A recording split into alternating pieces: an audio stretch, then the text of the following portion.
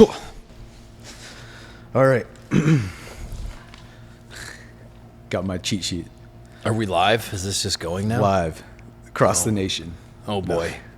Dave Legault, you are 44 years old, from Massachusetts. You're a husband, a father, a friend, a coach, and an accomplished athlete.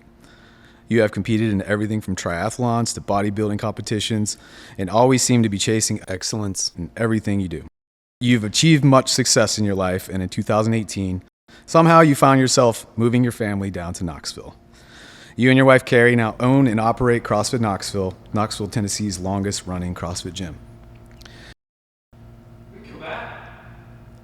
We are shooting a podcast. Yeah, we're live. Hey, guys. I was afraid that was going to happen. You're afraid? Yeah. Yeah. That's all right. Do we need to start over? What would you say is the virtue that you most value in your life, and how has it helped you become the person you are today? I mean, first off, the bio, I feel like gives me a little bit too much credit. I mean, a lot of the stuff's true facts. Accomplished athlete, I feel like that's a stretch, but I appreciate it. So I want to say like stubborn. I hate that it kind of has a negative connotation, like determined, stubborn. Like there's just, I just kind of get my mind set to something, and I'm willing to like just keep going with it. Like, overcoming obstacles. Like, I don't know, it's hard to pinpoint like an exact virtue because I mean, I'm human and things kind of like ebb and flow and peak and valley and all that kind of stuff. But like stubborn is just, I feel like the best way to describe it. Like determined, I feel like is almost like too positive of a way to explain it. Like, yeah, I'm just stubborn. Like How has being stubborn like gotten you out of a pickle before? Like maybe due to family or athletics or business. Yeah. I think stubborn often gets like a negative connotation. Like big people, like a person stubborn, like they're not willing to change their mind. But I think like to be successful or achieve anything, you have to have stubbornness. Like you have to like put other things to the side and, sacrifice. Make sacrifices and go after like a singular task or whatever. And you have to be stubborn to do that. Like you have to be, you're going to wake up and not feel like doing stuff, or you're going to wake up and not physically feel good. Like whatever it is, like you just have to not give in to those things. And so not stubborn in all areas, but I just think, just wake up and commit to whatever the thing is, and just like you got to just keep doing it. I think of that with the gym, perfect example. Like, tomorrow morning my alarm's going to go off at 4:00, and I'm probably not going to want to get up the second it goes off. But like, no, this is what I have to do. Well, that's like a positive stubbornness because most people think of stubborn to be like, I'm not getting up at 4 a.m. and yeah, that's what I mean. Yeah, like I think exactly. people think stubborn and they think of like their old grumpy uncle that like Yeah. just whatever and can't see the other side of an argument or a conversation. And so I think that's the thought people have with stubborn. But I think it also can be a positive thing of like. No, for sure. But also it's kind of like tongue in cheek of like, I think that describes me because I am, stubborn and can be a little argumentative at times. No, I mean, you wouldn't be where you are if you weren't. Yeah. But so what was 10-year-old Dave Legault like? Oh gosh, he's chubby. Really? He was, yeah. Were you chubby kid? Yeah. What? So I played a few sports growing up, but was never very good at them. I think part of that was attributed to like, I was a little overweight when I was a kid. It kind of peaked at about age 13. I actually broke my ankle. How overweight are we talking? I was just pudgy. Do you remember, I mean, we grew up in the 80s. Remember Husky? Yeah. Husky clothes? Yeah. Like, that was me. Like, you weren't like this kid, like just so bad that like, yeah, it probably wasn't bordering like on unhealthy necessarily, but you were just like, you were heavier than you needed to be. And like the other kids knew it. You were like the chubby kid. Yeah. Like you weren't eating a kid's meal. No, you were getting probably value not. side. Okay. Like, there was just stuff you weren't able to do because you were just, I remember that, like the presidential fitness test. I know it's like a thing that's coming up again now. Like I remember having to do this stuff in gym class and my gym teacher having to like try to help me hold my chin over the bar. Cause I remember him holding his foot under my feet to try to like help me, and I still couldn't do it. So 10-year-old Dave was chubby. It's funny because we were talking about this before we started. Like I spent a lot of time by myself. I'm an only child, single parent growing up too. Good. So like I spent a fair amount of time by myself.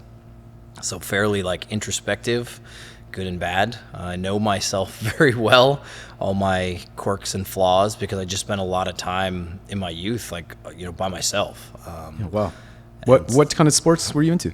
I played baseball and basketball primarily. Like, I liked a lot of different sports. Like, I was actually obsessed with sports, like watching sports and knowing things about sports. Like, I tell that to my son now. Like, he's into like Pokemon and all these different things, and I'm like, all I ever watched was sports. Like, whatever season of the year it was, like summer it was baseball, fall and winter it was football, and then into basketball, and I watched them all the time. The sport I played the longest was baseball. Probably started that when I was like 7. I played until I actually quit playing baseball my freshman year in high school, right before I found out whether or not I was going to make the high school baseball team. Because I was like one of those on the brink kids, definitely not good enough that I was a guarantee to make the team.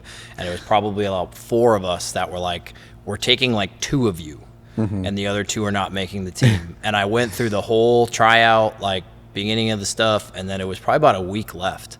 I actually like quit going to baseball tryouts because like I'm probably not going to make the team anyway, so I'm going to be done. And that was the end of my organized sports career. Wow. At age 13 or 14, because it was the summer of my freshman year. But ironically, that was actually right about the time I started taking up like lifting and working out on a more regular basis. So was it your mom or dad that I grew up with? Yeah, my mom. Oh, nice. So she worked like 2 jobs or worked hard. That could be a whole other podcast. That was an interesting. Yeah. So I had a couple of stepdads along the way that were around at times. My mom, she worked, I'd say probably more often than not when I was a kid. And so she wasn't always around a ton. Like that's what's funny now with like having 3 kids and how much time we spend with them and the life that Carrie and I have. Yeah. And like the, middle of the day freedom, because, we own a CrossFit gym. So like mornings and evenings, obviously we're busy, but we're just able to be there a lot with our kids. And I just think like when I was 13 years old, like my mom would go to work at 8 o'clock in the morning and I was by myself till 5 o'clock at night. Just doing whatever. Like I went where I wanted. If I didn't drink water all day, nobody knew. Like it's insane that's child abuse nowadays, basically. You know what I mean? Yeah, you'd be neglected. Like someone would call the state on you. Absolutely. And I was just like, I just distinctly remember like it was between 8th grade and freshman year. I just spent the entire summer just like outside doing whatever I wanted. Like nobody paid attention. There was no one to like, I think I was required to call my mom at work like once a day or something or check in. But even that's insane. We just rode your bikes everywhere and did whatever you wanted. And it's sad to see nowadays that, I mean, maybe in your neighborhood you can, but like in my neighborhood, I mean, kids just can't go out and play with because there's not a lot of neighborhood kids. There's fast cars flying, and it's like a different dynamic of when I was a kid. And every kid in the trailer park all played together. You know what I mean? Yeah, it was different. Like I grew up in like a probably not so great neighborhood, like lower income kind of neighborhood, but there's still a bunch of kids. Yeah. And so, I mean, some of them were troublemakers, some of them weren't. It was funny. We had like these little groups, and like sometimes they intermixed and sometimes didn't, but there was still probably just a bunch of 20 kids per se. And we would just go out and do stuff. And there was like my group of buddies that like we just get on our bikes and we'd go and do whatever. If we wanted to go to the park or we wanted to go do this or go get into trouble, whatever it was. I'm actually seeing that now with my kids. My oldest daughter is like learning to drive, and I spent from probably age 5 or 6 until I was old enough to drive on a bicycle. Like you just rode your bike everywhere. Like if it was a mile, 5 miles, I mean, we just rode our bikes everywhere. Yeah. And I mean, I even like, drove things, whatever, but like kids nowadays, I feel like don't do that. So I'm watching her perception of like how fast she needs to do things or how far things are away, or like it just doesn't click because it's not stuff she's ever done. Like I've raced down a hill on a bike and had to time if I can get across the street before that car comes or not, good or bad. Sure. Yeah. And they've never done that. And so like they're just moving vehicles and timing, and it's just totally different. Man, it is. So how did you said around 14 you got into weightlifting? So actually, I guess I would say like more regularly. I actually can remember back, I was probably 10 years old. I had this buddy that was like 2 years older than me, and I remember listening to like heavy metal or rock music and like working out with him and like at his house. So cool. I have these 2 gold plastic 10-pound dumbbells that I've kind of given them to JJ. He doesn't do much with them, but they're in our garage. Like I remember having those weights and like listening to Megadeth, like trying to like bench press on the floor when I was like really little. And then it was 13. I was 13 years old. I jokingly say this. I posted about it that I've known exactly how much I cannot bench press for 30 years. Yeah. Because I remember being 13 years old. It was in between 8th grade and freshman year. I thought about playing football my freshman year in high school. So you were supposed to go up and like you could work out in the weight room and whatever and goof around. And I went with a buddy of mine. And I remember getting pinned under 135 pounds on a bench press at like 13 years old. Like just having no chance of like benching that thing. Like it just sat on my chest like So scary. whatever. Oh, man. But my friend, so I've surrounded myself with better athletes my whole life. So this is a theme that you will see, including up to being married to one. Like my entire life, I've been like best friends with or super close to someone that is just significantly like faster, more athletic, like whatever the case may be. I don't know if I just gravitate towards these people. But my best friend, he played baseball. He was a good baseball player, played in the outfield. He played ice hockey all growing up. He ended up actually getting into decathlon in college. But he could bench press it. Yeah. And I just remember in that moment, like that being a thing that was now important to me. Like, oh, stupid Craig. Of course. Like he can beat me at everything else. He's fast. All the girls like him. And he can bench press and I can't. And so it was in my freshman year when I kind of started like, okay, I want to figure out what this is all about. And I want to start lifting weights. That's awesome. So do you feel like you surround yourself intentionally with people who are... Maybe. I mean, it's did like you you're always supposed want like an older sibling when you were alone by your house? I mean, is yeah, that maybe it was like a correlate? subconscious thing. I don't know if I've ever put too much thought into it until you're like we're sitting here talking about it. You know, you're the sum of your 5 closest people kind of thing. Like maybe I've just gravitated towards people that I view as superior in hopes that that would like bring me up to their level or I could learn something from that or because yeah, it's like universal. Like Craig was, you know, my closest friend until he went to college. The training partner when I did strongman and powerlifting, like this guy was massive, like over 300 pounds. Like he's the strongest person I've ever been in a room with. Like it's funny how we're talking about this now, but I literally brought him up yesterday. We're watching the CrossFit games. Really? And these dudes are crazy strong, super Colt fit. Martin's, He squats 570 pounds. Like I say smaller guy because first of all, he's not that tall. He's not a big guy. And I literally said, this was yesterday. I said, Carrie, I still can't believe, like I watched my training partner, Dave, like bottom, like high bar back squat, bottom out 725 for 3 reps. Oh my God. Like below parallel, like, I mean, he was 325 pounds. No idea what kind of gear he was on at the time, but probably. But like he squatted that. I watched him deadlift 800 pounds, bench press 500 pounds for 5 reps. Like I remember spotting him and being terrified. Like if his pec tears, he dies here because there's nothing I can do. No, you might die with him. But he was like my training partner when I did strongman and powerlifting. And then when I got into bodybuilding, I had a guy that was like an accomplished powerlifter. He competed like amateur bodybuilding. My wife, a former Division I full scholarship athlete. Like, I don't know. I mean, I don't think I chose her because she was a great swimmer. But it's probably like qualities in people that I gravitate towards that like I want to be around people that have done things at a high level or have accomplished things because like, I don't know, maybe again, I subconsciously just know these are good people to be around. Like I'm going to get something from this, some positive thing from this relationship. And hopefully I can, you know, bring my own value to it, I guess. Well, yeah, you're a great coach, man. I mean, you probably give them just as many great tips and training as they, you know what I mean? Maybe. I mean, it's just, no, yeah. it's probably like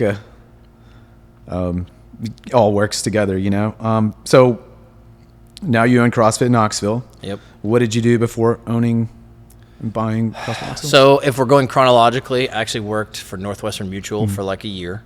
That was not a really good fit. Why not? Well, first off, I completely underestimated what the job actually was. Like, so my wife ran an online business for like a decade and she did like extremely well. So I actually didn't have like a regular day job. I helped her run that business and I coached CrossFit and did personal training and stuff for a while. But I didn't have like a real day job for a number of years, but it was kind of getting to this point. Kids were getting older where I was like, well, I need something to do. We saw the writing on the wall with the online business she was running too, that things were going to be kind of changing and it probably from a financial and family standpoint need to happen. And so it was literally in like our annual review with our financial advisor, I was like, hey, how do I work with you? Like, I'm just very like shoot from the hip with ideas, which you'll see. I'm sure we'll talk more about some of this other stuff. But, and he's like, oh, do you think you'd be interested? I'm like, yeah, I like financial stuff. Like I was only looking at it from like the financial side, like investing, getting licensed, like I'll help make people money. Like all the people I knew that had done that job, they were like well-dressed, seemed put together. Like there was this certain type of persona, people that work in the financial industry. And I was like, I'm not that person, like in my own head, but I'm like, what if I could like buy some nicer clothes and I'm smart enough to learn how to do what they do and I could figure it out? Like that seems like a pretty good life. And so I just kind of like pursued that thing, totally underestimating, first of all, how challenging it is. Second of all, that one in particular, so Northwestern Mutual does like life insurance and stuff too, and that's honestly how you have to make a lot of your money on the front end is through commissions. And so like, and I'm not downplaying, there are people like, I know some people that do that are like, they're phenomenal. They do such a good job. They help people. Like these are things you need, right? Like we're all going to die. Spoiler alert. Yeah. Being set up, being prepared, planning for retirement, all that stuff is super important. Like somebody needs to help you with that stuff especially if you don't know what you're doing. It was not the right thing for me. Like I underestimated even the details of the job. So it wasn't even just the challenge, but it was like the things that you had to do to be successful were not things I enjoyed doing. And so it was this very half-hearted approach where like I'd have moments of success. That'd be kind of motivating. But then I was just like, I didn't wake up every day like, I'm going to go crush it and sell some whole life insurance today. Like it just wasn't, I didn't have the right mindset for it because I didn't have the passion for it. The longest thing I ever did other than being involved in CrossFit is I worked in manufacturing for like over 12 years. I tried to go to college a couple times. That did not go well. I was not mature enough to do that. So I ended up like dropping out of college a couple different times. I got a job when I was like, I think I was 19 or 20 because I could walk there from my parents' house because I did not have a car. And I made $8 an hour working third shift, 11 at night till 7 in the morning. Wow. At a flexographic printing company, which most people have no idea what that is. You printed like toilet paper packaging. Lots of other stuff too, food packaging. Those little strips of paper on a Hershey Kiss, the little Hershey logo. That's actually made in Gardner, Massachusetts, a little rinky-dink town. But so I got a job there just because I needed a job. And thankfully, my boss didn't fire me when he probably should have, like numerous times, because I was irresponsible and immature. But I could he gave me the benefit of the doubt. I could kind of talk my way out of getting fired, and so I just kind of slowly worked my way up into like supervision, management. I was the production manager at that company before I left to go be a project manager for a metal fabrication company. They do like not like Rogue, not cool stuff like squat racks, more like display racks for like Home Depot and that kind of stuff. It was actually a guy, he owned the company, he was a member at the CrossFit gym where I coached. And I knew he was kind of looking for someone to do like project management. So I kind of went in and applied, so to speak, or talked to him about that. And I worked there for about a year. And then I kind of quit working altogether because Carrie was doing so well and had grown such a successful business. I was like, why am I getting up at 4 o'clock in the morning to go work out, to go work all day when you make like 3 times as much money as I do at this job that I don't really love? You had kids and we had 2 kids at the time, and it was fine. Like we were in a place where that was a good option. And I helped her run her business, probably not as much as I should have in hindsight, but we made it work. So. So if you never would have bought in the gym, like how different do you think your life would be if you were still at Northwestern? Oh my gosh. Well, first of all, I probably still wouldn't be there. I just don't know that. I mean, maybe not. I mean, I'm not too optimistic that would have. I honestly don't know. Like I've embraced the fact of being comfortable to admit that CrossFit has completely changed my life. Like 180 degrees, 100%, however you want to look at it, from just the perspective of like the things it's provided, like health, fitness, like community, friendships, like just life experiences, all that stuff. But now like that is literally what we do for a living. Like that is what like feeds my family. Like that is my job. That is I say my calling, like, cause I don't know how to do anything else. Like I'm not dumb and I can like learn new skills or whatever, but I just comes feel natural to you. I feel funny saying that because it feels like, it just comes natural to me. Like I don't think that I'm like so good at it that it's it comes natural to me. But it's like easy for me to do in that tomorrow when my alarm goes off at 4 o'clock and I'm like, oh, it's 4 o'clock in the morning.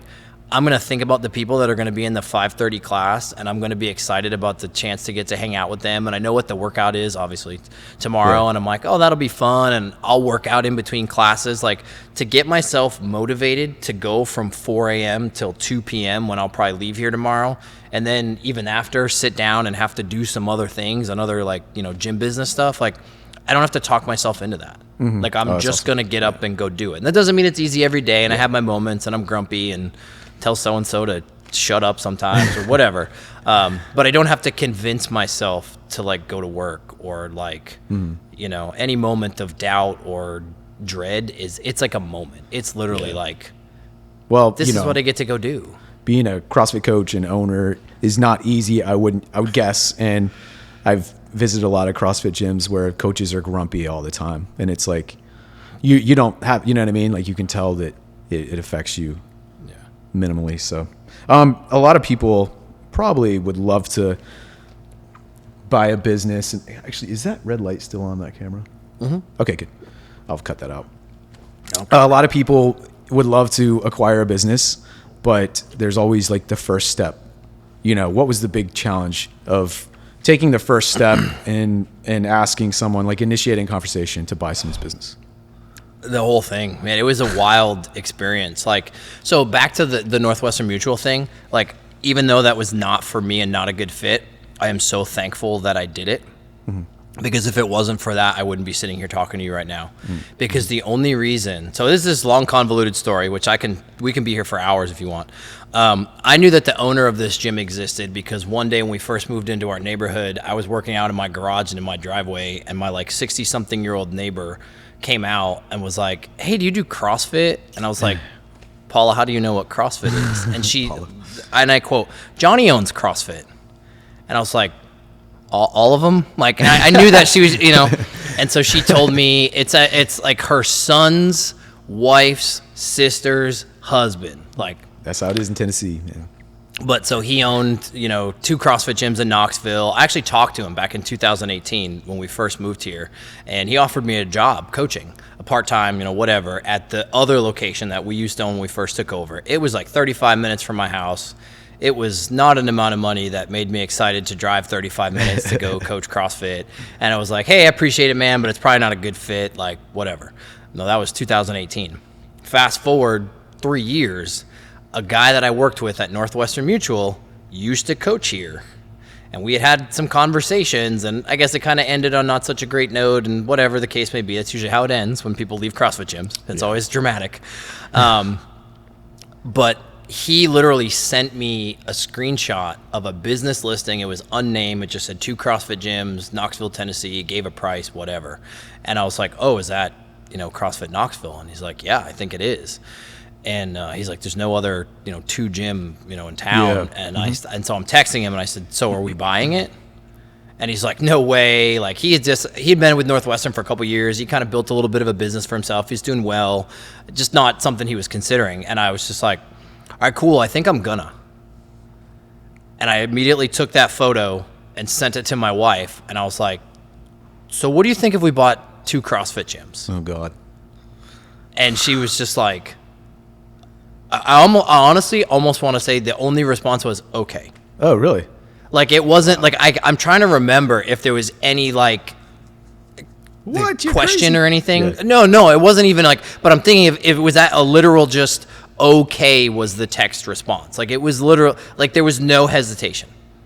She just said, yeah. And you knew what she meant. You didn't think she was being sarcastic. Or... No, not at all. That's cool, man. That's cool. And so then the next thing I did, it was like, okay, well, how do I do this? Like, I've never run a CrossFit gym, let alone 2. I don't have this amount of money that they're asking for, nor do I think any bank in the world would be bright enough to. That wouldn't be smart for a bank to just give me that amount of money. Yeah. So I literally then messaged. So I know the owner, or I knew the owner of the CrossFit gym in the town we live in, because we actually live like 20 minutes from here. I text him and I just said, hey, I don't know if you'd have any interest in this. We had some interesting like business conversations. Actually, when I was with Northwestern, we had like a meeting about some stuff, maybe for him and his business and his gym, whatever. And I said, would this be something you'd be interested in? And I didn't even wait for him to respond. And I called the guy that owned the gym because I still had his number from back in 2018. And I was like, hey, you remember me? I live across the street from Paula. And he's like, yeah, how you doing? And I'm like, hey, so I think your gym is for sale. And he's like, yeah. I'm like, I saw the business listing. And he's like, yeah, I'm trying to sell it. And he's like, why, are you interested? And I'm like, yeah, I have no idea how, but I want to try to buy your gym. Oh, that's awesome, man. And I'm like, I'm going to have to figure this out. I've sent some messages. I probably need a partner. Like, I'll get money out of my house. Literally, this is like in real time. I'm just talking through what I'm thinking of, like, how would I even do this? And I was just like, I'm going to try. And then it was just like 6 months of chaos. How close were you to like just saying, screw it all? So I never gave up. I was never going to walk away. It blew up like 3 or 4 times in that 6 month window. It was Christmas of 2021. We didn't close and finalize the sale until May of 2022. And it was like every so often, like, so I was going in with 2 business partners. So the gentleman that I called that owned the other affiliate, and then he had someone that he owned that one with that like ran the day to day. And he's like, hey, would you be cool if like he came in too and it was the 3 of us together? And I was like, sure, which I actually felt better about that because I knew the other guy. I had taken classes with him. I knew he knew how to coach. And I was like, well, you actually run an affiliate. The other one was an attorney. So like he knew CrossFit, but like that's not your day job. This is your day job. Like you'll be able to tell me the stuff I don't know. But right from the beginning, it was a horrific idea. Oh, man. Like we were just not meant to be business partners, but I just, stubborn. Yeah. I refused to give up. Like all the red flags. Like there was multiple times throughout that process where literally it came to me that like, this is not happening. We're done here. And I refused to accept that because this is what I wanted to have happen, like one way or the other. Yeah. And it was back and forth because it was going to be, 2 were listed, but one of the affiliates was spoken for, and then it wasn't, and then it was, and then it wasn't. And it was this constant like back and forth and all this stuff. And I almost like felt like game playing on both sides. So here's the funny part. We have a guy that owns 2 affiliates and has for 14 years. I have these 2 other people that own an affiliate. One is an attorney, a contract attorney. Oh, and I was the one doing like everything. Having all the conversations, all the negotiation. Like I knew nothing half the time about like what I was communicating from one to the other, but I was just the one that wanted it to happen. So like whatever I had to do, who do I have to call? I started coaching at this gym 3 months before we bought it for free. Oh, wow. I didn't know that. Literally, he was like, hey, we thought we were going to close. Things fell through. We don't know when's going to happen, but I don't have anybody that can coach tomorrow. And I was like, I'll do it. Wow. I hadn't coached CrossFit in 4 years. Wow. When we moved to Tennessee, I stopped coaching. And I didn't even really pursue it because I just wasn't sure that was going to be something I was going to do again. And so literally I was like, all right, I'm going to coach tomorrow morning. And got up and came in and coached. And I'll never forget. That's crazy. He called me at like 1 o'clock in the afternoon. He's like, hey, did you just coach at the noon class? And I was like, yeah, why? And he's like, how was it? And I'm like, it was rough. Kind of got a little bit of an inquisition from like these 4 or 5 dudes that they will remain nameless, but if they watch this, they know who they are. They sat over on the benches and they just looked at me like, so tell us why we shouldn't hate you. God. And I talked to him for like 30 minutes and like, whatever, it was all good. And I'm like, yeah, it was rough. He's like, yeah, that's the reason I don't go to that gym is because I can't handle, like those guys just like to push buttons and like they drive me crazy. Man. And so I just, whatever it took, like I just started coaching about a month to 6 weeks before we closed. The previous owner said to the staff, so this is 2 locations, like I don't even know how many coaches we had at the time, 12, 13 coaches, whatever, like full-time. I think we had 4 full-time employees when we first took over. Dave's running the gym. Anything that costs a lot of money still run by me, but he's in charge. So I literally was running both gyms, coaching, did not own the business, did not get paid a penny. But I was like, I am going to make that's this the sacrifice and happen. Stubborn. Whatever it takes, because this is what I want. This is like, I don't know what else to do. Like, I'm not going back to Northwestern Mutual. Do I really want to get back into like manufacturing and doing that? Like, I felt like I had seen that to the end of what it had for me. And I'm like, this is what I'm going to do. So whatever it takes. Despite the business partnership, like just being a roller coaster, like I just remember a couple times, like sitting on the floor, both Carrie and I, like in tears, like thinking it's all going to fall apart. Cause we're like, I can't do this by myself. Like, I don't know how to do it. We don't have the money to do it. Like I needed them despite how bad the situation was. It felt like an abusive relationship where you're like, they hit me because they love me. Yeah. But I was like, I need them. Like, I can't do this without it. So I just sucked it up. I was like, I'm going to see this to the end. Damn. And literally, in the biggest, like, ironic, we close in May. I'm sitting across from the previous owner and his attorney. I'm completely by myself. My 2 business partners are too busy to be there. And my family is in Florida because my daughter has a gymnastics competition. So my wife, all 3 of my kids, and my mother-in-law, who had flown down there to spend time with them, they're like literally at the beach. It's my son JJ's birthday. Oh, man. And they're down in Florida, and I'm here, like, dream come true. Like, I've been in gyms for 20-something years or whatever it is, and I'm literally just by myself. Wow. And I was like, well, isn't this some ridiculous nonsense? Hey, full circle, man. That's 10-year-old Dave right there. Yeah, just back by myself. So it was a really interesting experience. Like, I learned there's so much that, like, I didn't know, you know, like things with leases and all this stuff. Like, it's just, I just went in head first. Yeah, like ready, fire, aim kind of deal, Awesome. Yeah, you know? Yeah. And ready, fire, aim. I wanted this to happen, you know, more than people understand. Like, that was something, and I had like a bit of a chip on my shoulder about that in the beginning of this, like, because the previous owner had the gym for a long time. He had a lot of close connections. He knew people for a decade. You know, he owned the business that they were a part of for a decade. You know, and people would kind of push back sometimes because that's how people are wired, and people don't like change. And it was like, I just had to bite my tongue, like, you have no idea what I went through to get here. Like, I did actually kind of say that to somebody at one point where I was like, you know, the guy that, like, you bring up all the time, he didn't want to be here anymore. He sold me the gym 6 months ago. Have you talked to him once? Yeah. Because I sacrificed my whole life and paid a real lot of money to be your friend, and I had never met you. Yeah, true. Like, I'm willing to do whatever this takes. So we're either going to be friends and make this work, or sorry, but you're not getting rid of me. Well, you did it also not for the money. You know, you did it to... Oh, Lord, no. Yeah, you did it to help people and train people and, you know, get that same feeling you got with Craig. You know what I mean? I wish, in fairness, I wish it was that, like...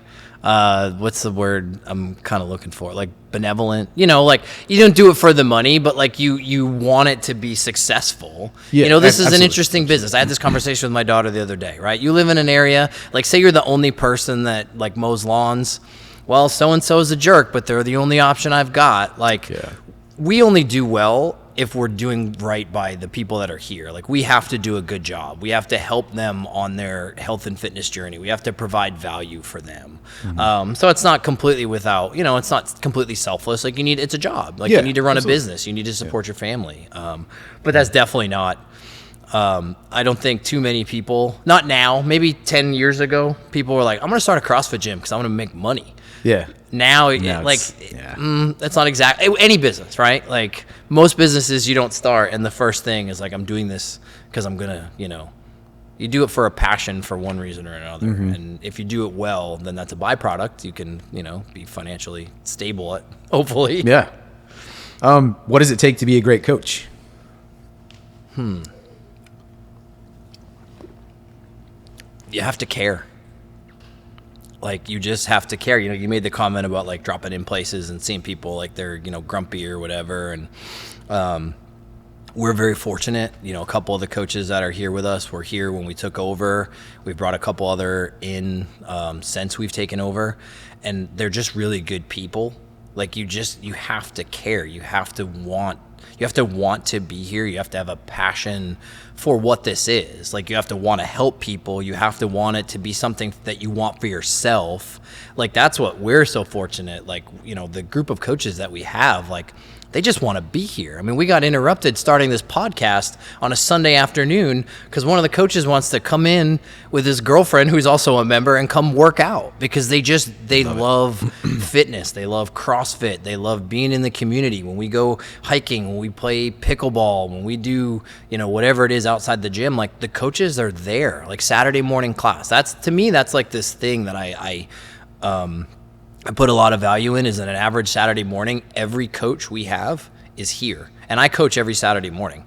But my wife comes in and brings my kids. And at some point, one of the 2 CrossFit classes or the weightlifting class, basically every coach is here. Mm. They don't need to be. They want to be here. They want to make the 10, 20, 30-minute drive because a couple of them live farther away, and they just want to be here. And that's, you have to care because this is dealing with people, right?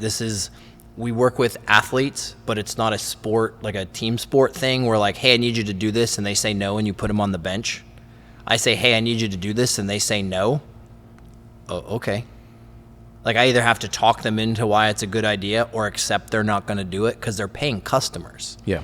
So, like, we want to treat them like athletes, but we also have to treat them like customers because their opinion does matter. Yeah. You know, the high school football coach might not give a crap about the, third string cornerback's opinion. Like, go run laps or go home. Like, I don't really have that leeway. So it's an interesting balance. So, like, you just have to care because, we have our own emotions and whatever that we're dealing with. But then also you have a room of 10, 15, 20 people that all still have their own stuff. And we've got to navigate that. And if you don't care, it'll get you and you won't do well. And people can see it. And then some people then feed on that and make your life even harder. Yeah, so, definitely. It's just a passion for everything that this encompasses, or even just a super strong one in one area or another. Like you love helping people, or you love CrossFit, or and like you evolve over time. So whatever gets you to want to be here all the time, you need that, and then the other traits and characteristics you'll develop. That's weird, because say a negative stubbornness could make you a terrible coach, because you want. Oh, for sure. You want everything to be your way. You want everyone to do what you want. So the positive stubbornness kind of makes you stubborn about caring for them, Yeah, and I've been both. So that's something I think is a value or is valuable to me is that like everything you can do wrong in CrossFit I've done. So I know all the red flags and I know all the way to navigate it. Like I came into CrossFit with a huge chip on my shoulder. I was doing powerlifting and strongman. I got into CrossFit. I wanted to see if I was any good. The gym I joined had a competitive team, competed at regionals. My goal was to go show them how good I was at CrossFit, and I was a giant pain in the ass.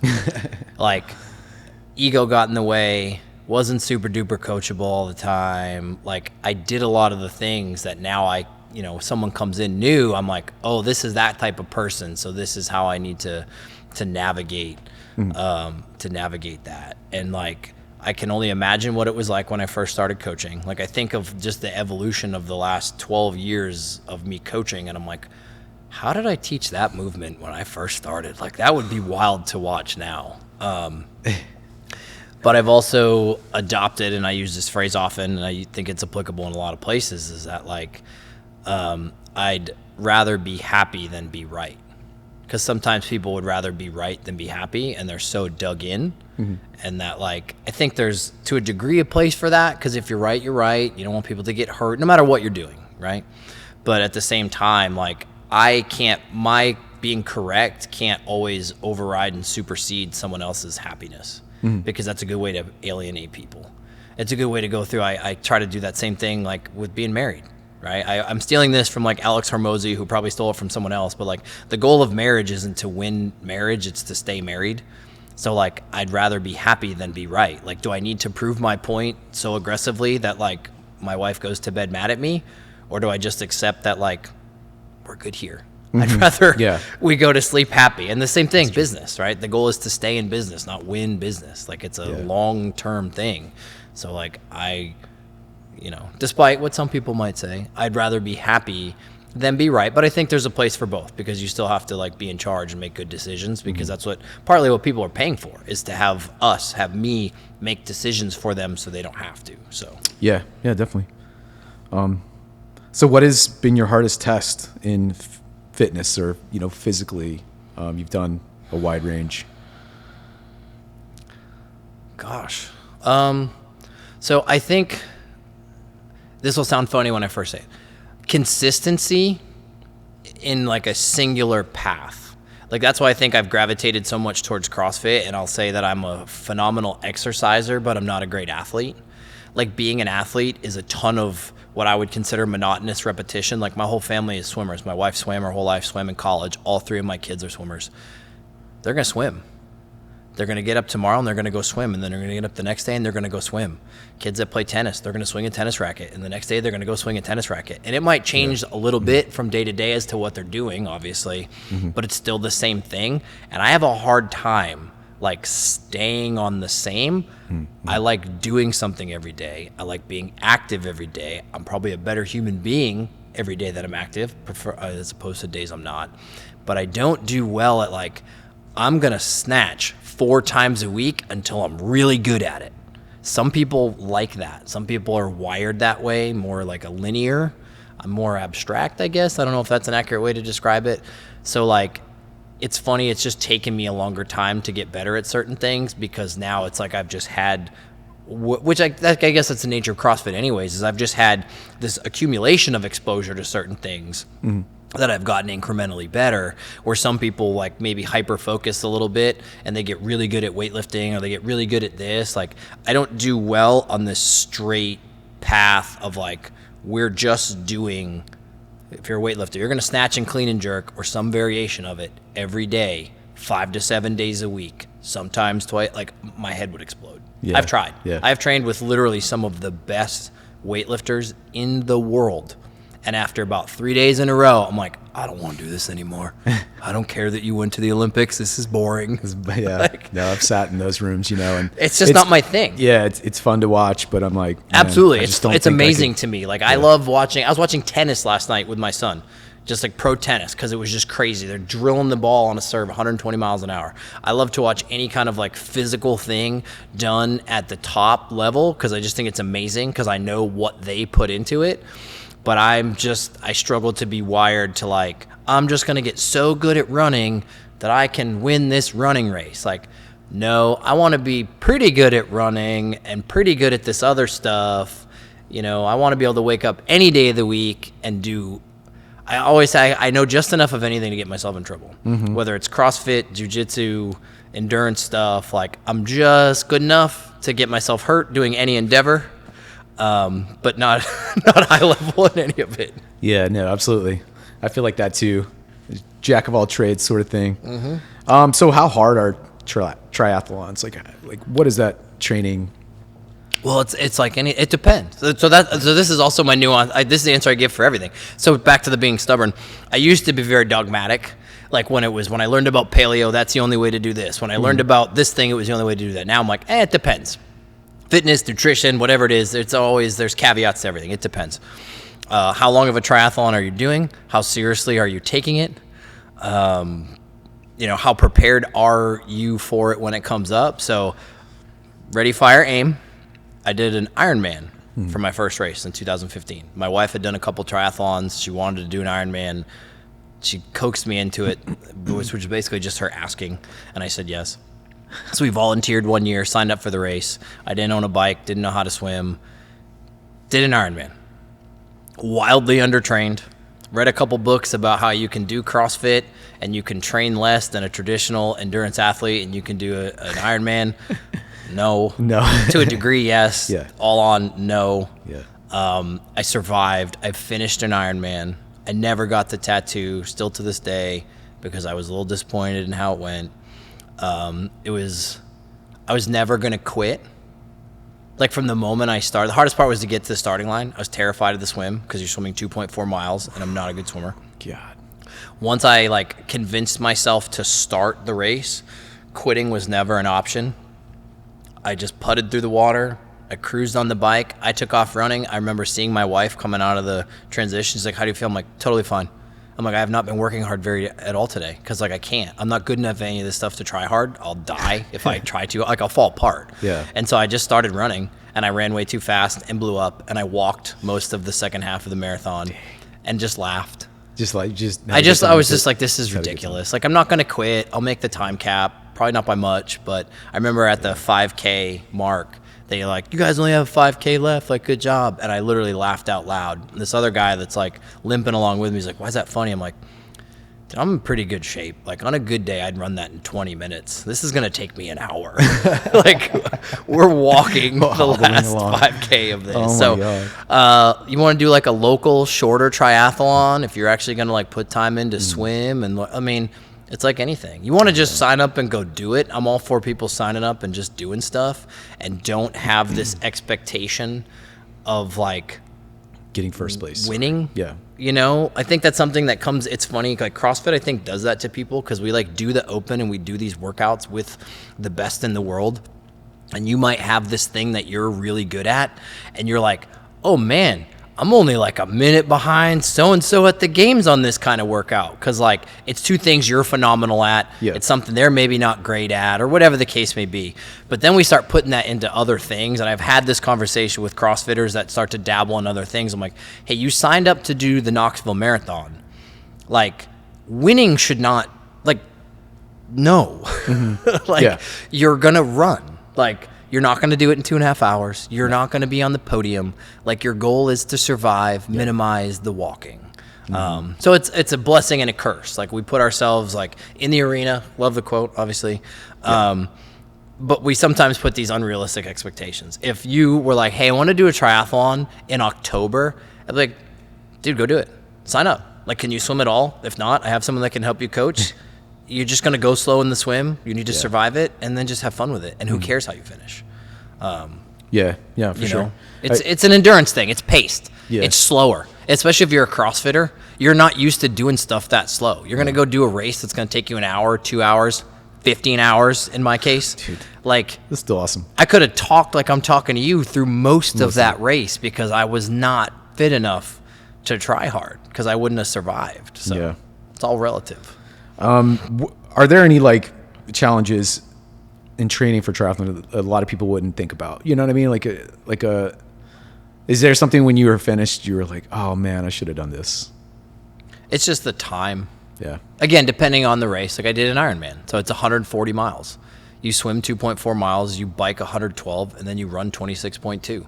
It's a part-time job to get ready for that. Like you're going to train 20 hours a week. I mean, you're going to go do a 50-mile bike ride, and if you're fast, maybe that takes you 3 hours or something, depending on where you're doing it and how hilly and stuff. But that's 3 hours. That's 50 miles. That's half of the bike. Mm-hmm. So, like, you want to get in a long training session, you've got to do 4 or 5. I mean, if you're an average person, you're an elite triathlete, I mean, yeah, you're doing them in 9 or 10 hours, but you're a regular person, you're going to 12 plus hours, 13 hours. Yeah, so you go do 6 hours of training. That's half the race. So it's just the time commitment that you have to make to it. Yeah. You know, that's why I've never done one again. I actually did a half Ironman the following year, and it was awesome. I felt super confident, super comfortable. Like, I wasn't great, but it was like, that's about how long I think it should take me. And I was just like, it was a good experience. So my Ironman training, I had sufficiently trained to do a half Ironman, apparently. Because my longest ride was like 50 miles. That was sort of the thing. Like, in training to do Ironman Lake Placid, which, by the way, is ridiculously hilly. That's the Miracle on Ice 80 Olympics. So it's mountain, really hilly. My longest bike ride was 50 miles, and my longest run was 15. Oh, wow. And they weren't done together. So a lot of times you'll do what's called a brick, and you'll get off the bike and run. I mean, I'd ride 20 miles and go run 7 or something like that. Mm-hmm. But so I did the half Ironman, and I was like, oh, that was a good experience. Cool. But I've never committed to doing another full Ironman because I don't want to have that same experience, and I would need to train 3 or 4 hours a day because I'm not a great swimmer, so I definitely have to put a lot of time in just to get more comfortable in the water. Mm-hmm. And then it's just time on the bike and time on your feet, so that way your body's just more acclimated. So, you know. What bodybuilding competition, that doesn't sound easy either. I mean, I think they both have their unique challenges. Which one would you prefer to do again? I would do, so in fairness, it was a physique competition. Okay, physique. So the bodybuilders hate those because you're wearing board shorts. They don't care how skinny your legs are. I would say for me, the Ironman was harder. The triathlon was harder. Mm-hmm. The physique thing was more like, I think a little bit genetically maybe a leaner person. I'm not a big framed person. You know, I don't have like big bone structure. I don't hold on. It's easy if I'm like, hey, I wanted to lose, a few pounds. I know pretty easily how to do that and how to go about it. I spent a lot of time learning about nutrition as well. Mm-hmm. It was probably easier for me to do the physique thing because I was already like in pretty good shape, pretty lean, pretty fit. I kind of hyper focused to more. I was still doing CrossFit, but I was doing like more bodybuilding. Like I would do like a CrossFit workout, and then I would throw in some like bodybuilding accessory stuff at the end. And then it was just like dialing in and trying to like cut down. I mean, this was like an amateur, like local this wasn't, you know. Was that scary to you at all? I mean, it had to take some courage to get up there and show yourself. Yes and no, because you're in board shorts, so it's literally just walking around with a shirt off, which I've been doing for. I mean, that's what CrossFit is. That's what CrossFit is. So I mean, it was and it wasn't. I remember like it was funny. My fake tan was running really bad because I was like super sweaty, but like I was just sweating because I was a little bit anxious, like because I don't have any idea how many people are out, but you go out on a stage. You know, you go out individually, then you're out there and you're like flexing but I've paid a lot of attention to bodybuilding. I mean, that was my first like foray into fitness, was like bodybuilding and guys like Jay Cutler and you know, that kind of stuff. So I even knew. Like I remember guys asking like, how do you know to like do that pose? I'm like, man, I've been watching bodybuilding for a long time. So it was like, that's cool. It was scary, but not to a level that I wouldn't do it. Almost exciting. Like the triathlon was scary because like I remember having this conversation with my wife. She's like, "What are you afraid of?" I'm like, "Drowning." Yeah, for sure. I'm like, I am not a good swimmer, and I am getting in the water with 2,000 other people, and they're gonna be bumping into you and swimming over you and grabbing your feet, and I'm not confident in the water. That is terrifying. The rest of the race is just long, but the bodybuilding thing was like, whatever. I'm just gonna walk out here in a pair of shorts. I'm gonna flex a little bit and hope for the best. So that wasn't too bad. Yeah. So during triathlon and say tough CrossFit workouts, like where is your pain cave? You know, like where does your mind go to? It doesn't really go anywhere. So I have a very distinct, for the most part, like rev limiter or governor. I'm a control freak in like everything, good and bad. So I am a very controlled person. Like I've never gotten sick at the end of a CrossFit workout. I don't ever like black out and don't know what happened. Yeah.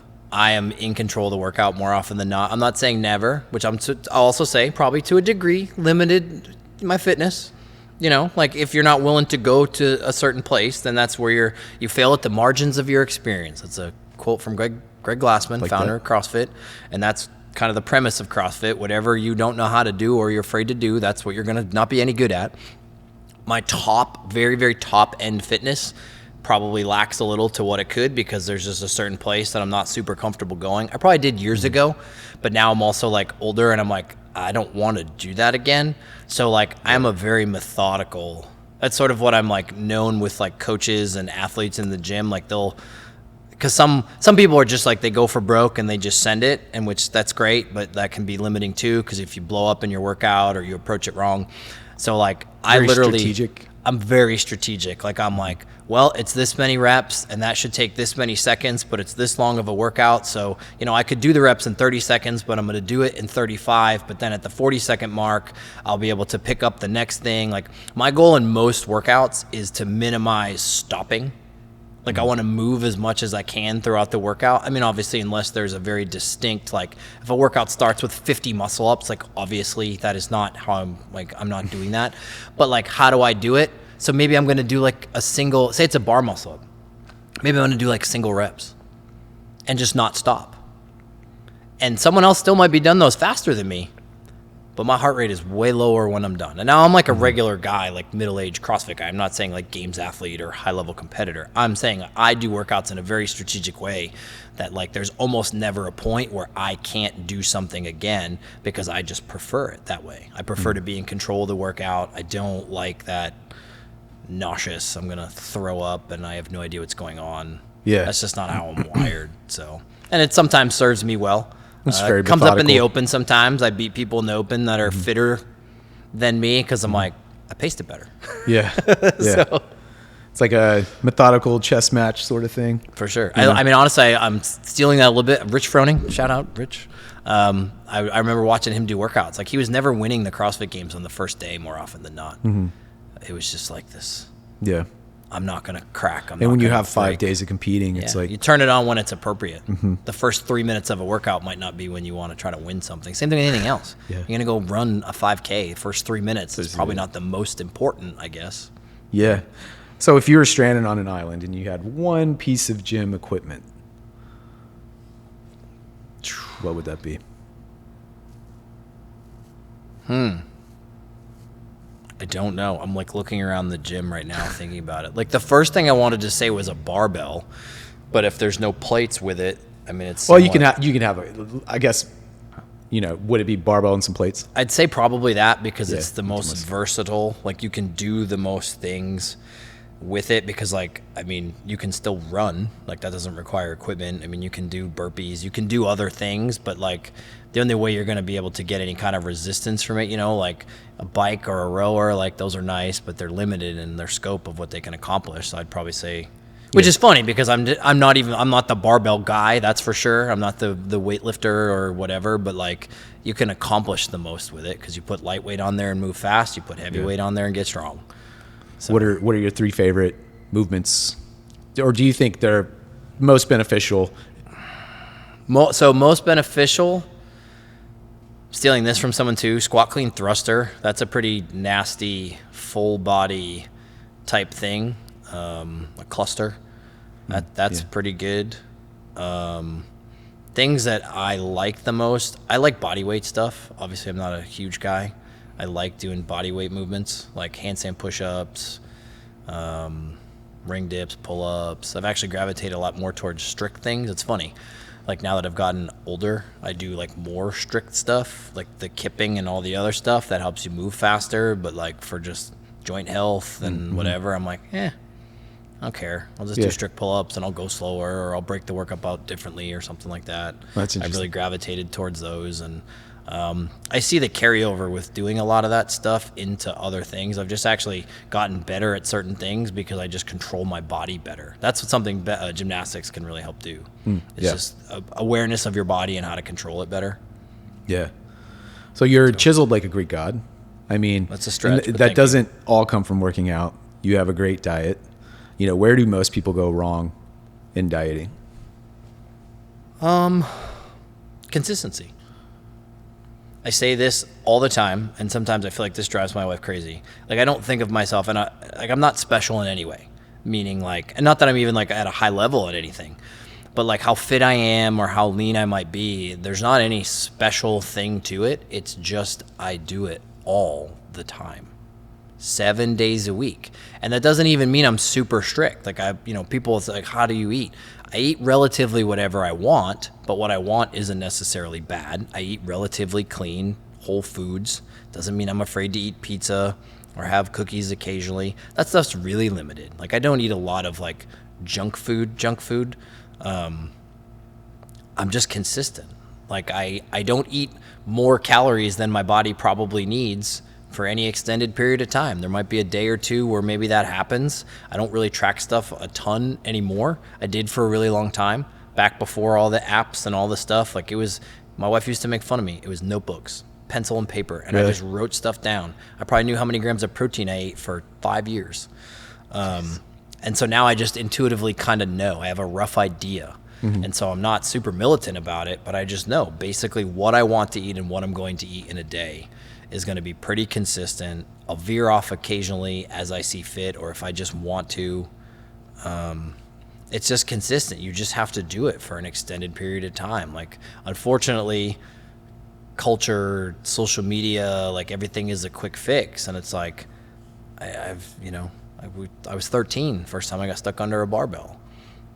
Like you gotta, if you want to see a change that's going to be lasting, like that's the other part. So now I'm at a place where I can kind of do, whatever I want, but I've put a lot of time into like building this base that like, someone who walks in here right now with pizza, I'm not going to say no. Cause I'm like, well, it doesn't fit my macros or it's not on my nutrition plan. I'm like, I'm going to eat a half a pizza and I'm not going to care.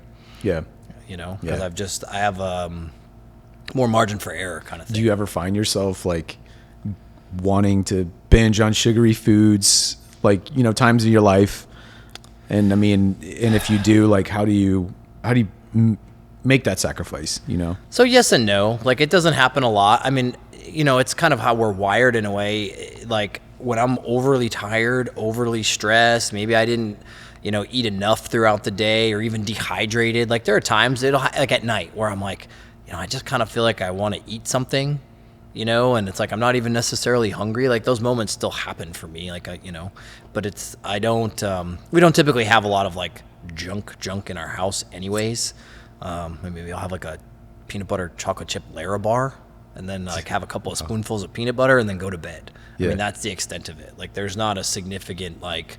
Is that kind of like almost like a small change someone can make to better their diet, is to like not keep stuff around and like, you know what I mean? Are there small changes that someone can make? That's the key, is small changes. It has to be small incremental changes that are sustainable for the long term. It's fitness, nutrition, all of it. Anything you want to do in your life. The cold turkey approach works for some people, not many, and not necessarily long term. You want to start saving money. I'm going to put my whole paycheck in the bank every week. Well, no, you've got bills to pay. Yeah, for How sure. about you put $50 in the bank? Yeah. Like, look at your nutrition. What's the worst thing you do in a day? Like the thing that you're like, you don't even want to tell people about because you're embarrassed. Can we address that? You know, if you drink 6 sodas a day, can we get it to 3? Make small incremental changes. So I went through a phase younger. So I was overweight when I was a kid. I got leaner, fitter, whatever. Started doing strongman, was trying to bulk up. Didn't eat great, didn't know a lot about nutrition. I got heavy. I was 220 pounds one day on a scale back in, like, say, 2010. Really? About 175 sitting here right now. Wow. That was sort of the transition into CrossFit, out of strongman. Like, there was lots of reasons, but I started doing that. The first thing I did was I said, if I don't have to get out of the car to get the food, I shouldn't eat it. Mm-hmm. So that literally just meant no drive-thrus. So I remember I used to go to this certain place. It was like a sub shop, and I would just go inside. I have to go inside to get it. So now I'm inside. What am I going to get? First few times it was a meatball sub, because those are good. And then it was the turkey sub. Yeah. And then it was the salad with the turkey on it. And then it was like, why am I just not making this at home? I'm paying someone to give me lettuce and turkey. But it was like this slow, steady progression that took a little while that was manageable. You know, anytime anyone's, people wean off of all kinds of things. Mm-hmm. Cold turkey is tough. Now it's just willpower and stubbornness and determination. And that is a slippery slope that you might fall down. So, like, take one thing that's easy to switch. Food substitution, get rid of the, whatever, and do it that way. Same thing with working out. People are like, I'm going to run a marathon, so I'm going to run 10 miles every day for the next 6 months. They do it once, and they pull a hamstring, and now you're done. Like, no. Yeah. Go for a walk. Run a mile. You got to start manageable. Is the meatball sub your cheat meal of choice? Or? It's not, but now my mouth is literally watering. I can't even remember the last time I had one. Now that I'm saying that, that was just, I think that's probably like what I got when I went in there. But now that I'm thinking about it, I'm like, wow, I'd really like a meatball sub. Yeah. That sounds delicious. You're a devoted family man. You've been married for well over a decade. Yeah, 19 years this past week. 19, almost 2 decades. We've been married 19 years, together for 20. And you have 3 smart, talented children, all great athletes. Yep. What's the secret first to a happy marriage? I got lucky. I married a very patient, understanding woman. Being happy and not being right. I mean, I kind of developed that thought process, but I think I probably embodied it earlier in our marriage. Like, just not always having to be right. Again, I'm fortunate though. Like I was fortunate enough to pick or find the person that I am. Like, I can comfortably say I don't think there's another person. And I know there's 8 billion people in the world and whatever, but I mean, we're both wired to make it work. Like, the things about each one of us, like, complementary, but also not. Like, it just lines up in a way that we just make it work. And I think we're both stubborn. Mm-hmm. And, like, honestly, like, stubbornness, and again, in a good way, that, like, we have decided, like, we love each other. This is important to us. Like, the stubbornness of we're always going to make this work and be the most important thing, that all the other stuff is just details. And sometimes it'll suck, and we're going to fight, and we're going to have whatever, just like any other couple. But, like, we've decided, like, no, like, this is it. Like, we got married for a reason. We started a family for a reason. I mean, married, kids, multiple businesses. Like, I literally see my wife more than most people do in a lifetime in 19 years. Like, we're together and see each other and communicate. I mean, we might coach opposite schedules now, but, like, we spend a lot of time together. And so that can be challenging. Think of, any couple that, like, you spend a majority of your life. And she's, like, literally my best friend. I'm her coach. like, you know, whatever. It's just the bigger picture is always more important. Just like with the gym, like the end goal, that was the thing that had to happen. Come hell or high water, us being married is the same thing. Like there's no give on that. Well, it's cool because, you know, you are like a man, or, you know, you're in a position of power and you're a coach and you help people, and there's probably temptations, and not for you, but I'm saying for other people that look at you, you know what I mean? And for you to keep that commitment. Oh my gosh, that's, you know, it makes me like laugh. Like I whatever. Like the way like some guy, like let's be honest, guys, you know, middle-aged guys or just guys in general, like I can't even like bring myself to make jokes like that. Like I'm a painfully loyal person. That's how Carrie will often describe me. Is that I'll probably give more of a benefit of a doubt than I need to with people. So like when it comes to my wife, like I don't even know how to like express it in a way. Like that is not even a converse. Like no way. Like that's my wife. She's perfect. Like literally, I mean that sincerely. Like I say it to her, she thinks I'm joking. Like there's not a person on earth I would want to spend a moment of my time with that isn't my wife. Like, I don't know. I give her credit for so much. Like I've gone through stuff. She has too, but like I was kind of a mess. Like I was kind of coming out the backside of that because I was at least smart enough in my early 20s to know a lot of the stuff I was doing was a bad idea. But like everything that I have in my life, I credit her for like being there. And when my brain goes off the deep end and goes haywire, like she's that thing that's there stable that will like keep me on track when I need it. Like nothing that I've been able to do. I feel funny saying it because I don't think of myself as this, you know, wildly accomplished person, but like I wouldn't own a business. I wouldn't have finished an Ironman. I wouldn't like have a family. Like these are all things that like, again, I'm just fortunate that like that's the person. Yeah, you know? That's awesome, man. It was meant to be. I believe that wholeheartedly. What makes you the most proud about your kids? The moments that like seem insignificant, like they'll say certain things or they'll do certain things that like they're just little things, but they're clearly things that have come from us. Mm-hmm. Like my son will make comments like, we try not to be militant with them about things. We don't want to like shelter our kids so much and demonize like food or certain things, but we try to educate them. We want them to be healthy. Like Carrie and I look at ourselves as like, we're in our 40s and this is how we are. Well, imagine if like we didn't eat TV dinners and, you know, penny candy by the bagful when we were little kids, like, you know, we'd even be better off. So we try to like give our kids things and let them have a normal life in childhood, but what's the best variation of that thing? Like, let's have ice cream, but let's have good ice cream. Don't just get crappy ice cream. And like JJ will just come out with something one time. He's like, yeah, they were having this. And the one thing, it was someone had soda recently.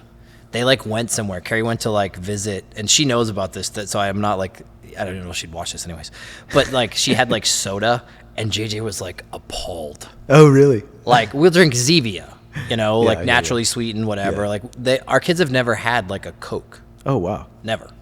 That's awesome. And JJ was like mortified that someone like you'd think it was like alcohol or drugs. Like drugs. They're having a soda. And it was just like kind of cool. Like kind of all right, calm down, dude. It's okay. But it was kind of cool that like, you've taken that in, that we don't do this. Like there's other things we can get that are good, that aren't, you know, bad for us or as bad. My daughter this year got her first job, part-time job. So she was an assistant swim coach for the little kids. So she would like go to swim practice and then she would stay for a couple hours and she would coach, and she became like obsessed. Like she wanted to work every chance she got.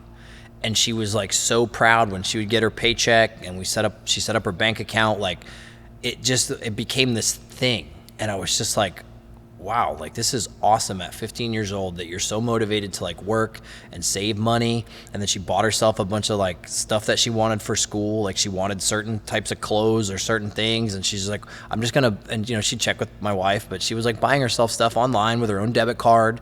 And she was just so proud of herself for doing that. And that was just like that's awesome.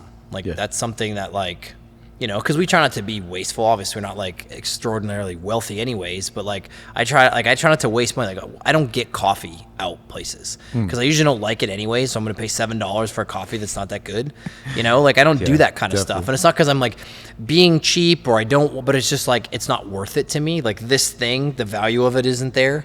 Yeah. But I feel like she's already started to like pick up on those little things that like there are things that make sense to spend money on that if you want, like she wanted certain clothes or something and that's important to you, get it. Don't waste money on something that's not worth it. Yeah, because like, you know, it's a fleeting thing and then in 2 minutes it's gone. And you know, like for me it's waste. You know, crappy Starbucks coffee, like I'm good. Yeah, definitely. You know, like your kids do a lot of hard things, and what is the secret to pushing them to take chances and risks and setting the example? Yeah. So it's not pushing. Because it's like you try to push anybody to do anything, it's not going to work. That's something I said to circle back to like taking over the gym. I'd never run a CrossFit gym. I'd never been a head coach of a gym, done programming, done all this kind of stuff. All I said was I'm just going to try to lead by example. Like I'm going to embody what I would want someone here to be. And then hopefully that will bleed down into the coaches and then down into the members. The members are going to see me working out, trying my best, succeeding sometimes, failing others, scaling some workouts. Like they're just going to see my whole thing that I do. Like this is what I'm asking you to do. I'm doing it too. Whatever workout I'm actually more prone to do the workouts that people complain about more. Cause some days like I'm just here by myself, maybe I'll take it easier or whatever, but I'm like, oh, this workout and like, oh, a bunch of people got time capped or a bunch of people are complaining. It's really hot outside and we're running. And I'm like, all right, well, I got to go practice what I preach and I need to set the example. And so that was what I did taking over the business was like, I'm going to be what I want a member of this gym to be. And then the coaches can be, you know, if we can get them to 90% of that, awesome. If I'm the benchmark 100, and then if the members are 80, everyone's going to have success. They're going to have fun. They're going to stay healthy, probably not get hurt. They're going to be fit. They're going to show up all the time. And so that's the same thing with my kids is like, they've just always seen us do hard things. Like they've seen us struggle through workouts. My wife dragged them through the streets of Lake Placid, New York when I did an Ironman. Like at almost midnight when I crossed the finish line, they were waiting for me. Wow. The race started at 7:00 in the morning or whatever it was, 7:30 in the morning, something like that.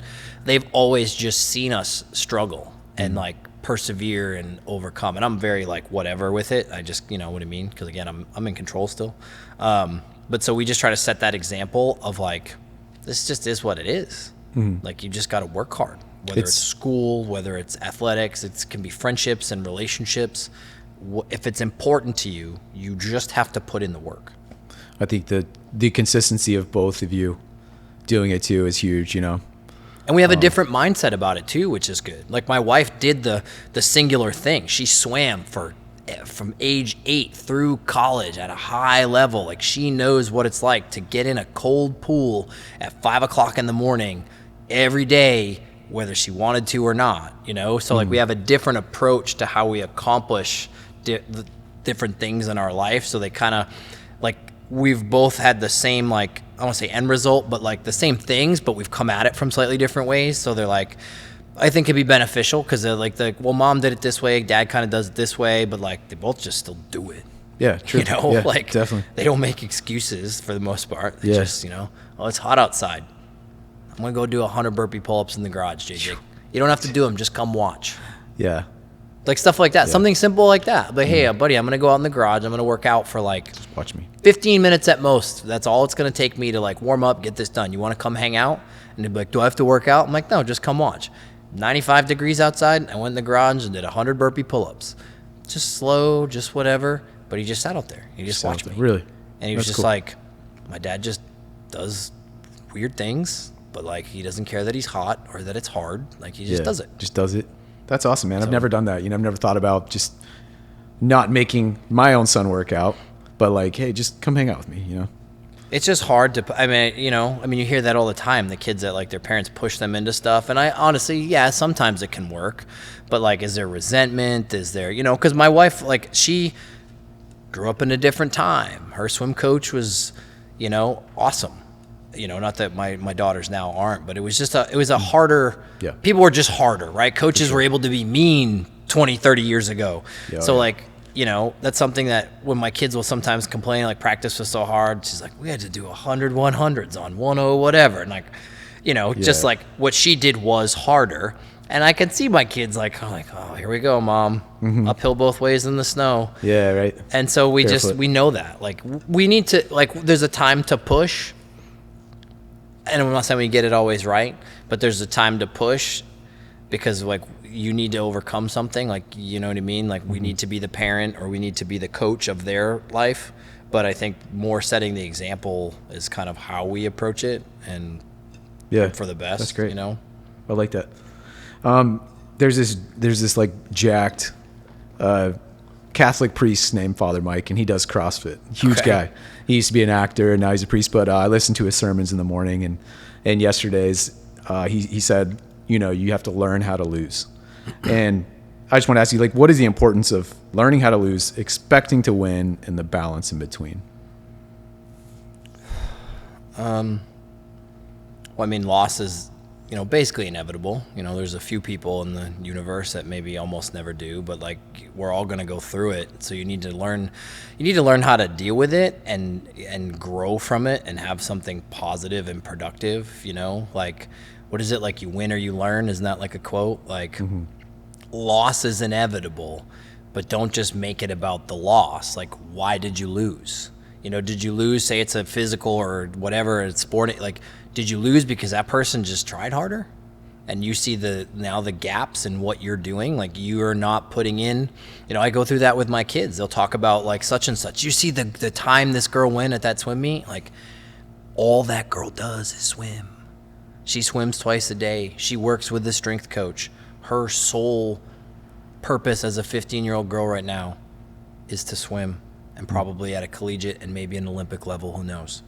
So like, if you're not doing what she's doing, you can't compare yourself to her. So you have to learn from your losses. Like, that girl gets in the pool, she beats you. Why'd she beat you? What is she doing? Do you want what she has? So now you got to be willing to do it. If you're not willing to do it, then you can't be upset you lost. Yeah. You can't be, I've said this for years and I'm stealing it because everybody steals everything. I don't know where from. You can't be upset with the results you didn't get from the work you didn't do. Like, I can't be mad that so-and-so did this thing, but for 15 years, they were grinding on whatever sport. Someone comes into CrossFit and they're good at it right away. It's like, yeah, they swam in college. Like, they've been an athlete for 15 years. Now we just have to teach them how to do CrossFit. They're already a better athlete.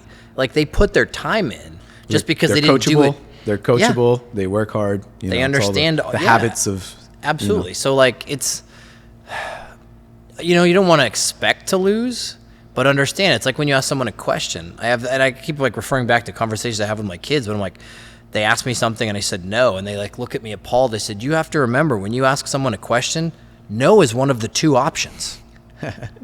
Yeah. So if you don't want that to be, don't ask the question. Like, you can't just expect yes. Yeah. Like, you don't want to expect to lose, but know that it's a possibility. And like, I think learning how to handle that, it, potentially makes you a better person, because like, when you can do it with humility and grace, and you can, I do jujitsu, I'm going to get tomorrow evening, someone is going to choke me with the clothes that I am wearing. And I'm going to get up and say thanks and shake their hand. Yeah. Like, I'm going to be physically dominated by another human being, like as humbling of an experience as you can get. And I'm going to thank them when I'm done, because I have to, like, where did I go wrong? Like, whatever, you know what I mean? It's not about that singular experience. It's about the whole process. Yeah. But also, I'm not going to go into it being like, oh, I can't wait till he chokes me with my gi. Like, you're still trying. Yeah. I think people can struggle with that because it can, be defeating. I think also, if people never lose and then they don't know how to handle it. You see that like with professional sports all the time. These kids are like these blue chip prospect athletes. They're the number one kid in their state, full scholarship athlete at UT, and they step on an NFL field and they realize everyone on that field is that. You're not special anymore. Yeah.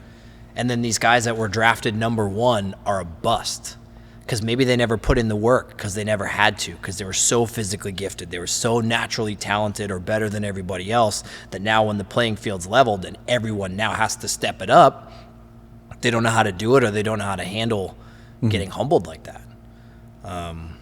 So I mean, it's true for a lot of stuff. I mean, they'd say that in business, you know, like I'm trying to think of all the cliched like things that go through my head, but it's like you fail forward. Yeah. You just have to fail and keep moving. Like, it's almost like the more times, I feel like I've heard that, like the more times you fail, the more likely you are to succeed, because that means you haven't given up. Mm-hmm. Yep. It's my life is cliched Instagram posts. No, the mantras and it's all just that. 20 It's years great. of like, we used to be reading books, and then it was watching podcasts, and now it's all just like Instagram, you know, somebody stealing so-and-so's quote. It's the Alex Hormozzi's and Grant Cardone's and Jocko, all these guys, you know, everybody's a motivational speaker now, so you're just bombarded by it. So. Yeah. Where do you see Dave Legault at 60 years old? What you going to be doing? Hopefully this. It might look a little different, and we have goals and aspirations for both business and family and stuff, but like, I hope it's not significantly different than what I'm doing right now. I hope I'm still fit and capable and hanging out in the gym and being around people like you and all the other people at the gym that we just enjoy being around. There's such a value. I grew up, you know, only child, single parent, like, you know, kind of whatever. Like, I get a lot of joy, even though it's stressful at times, from just being a part of something and this like big group of people and like such a good group of people. I hope it honestly doesn't look significantly different. You know, there'll be aspects of it that are, you know, maybe it's a slightly different place, or it's, you know, a little bit, you know, maybe I'm not getting up tomorrow at 4 a.m. necessarily, but also maybe I am.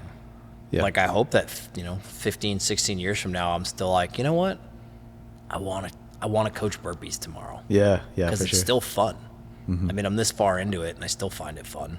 So, yeah, I hope it's not significantly different. It's just older Dave. Yeah, just older Dave. Just older. Grandkids. Yeah, I mean, by then, my oldest would be in her 30s, so maybe, grandkids sitting on a porch. Sitting on the porch. Yelling at kids to get off my lawn, maybe. I don't know. Well, man, that's all I have. I mean, do you have anything else you want to? I feel like I told you my whole life story. No, I love it. That's what I was wanting. You know? Yeah, no, I mean, that was good. No, I mean, I don't really. I mean, I'm kind of an open book to get to my good and bad. Like, I'll share stuff if people want to ask. Cool.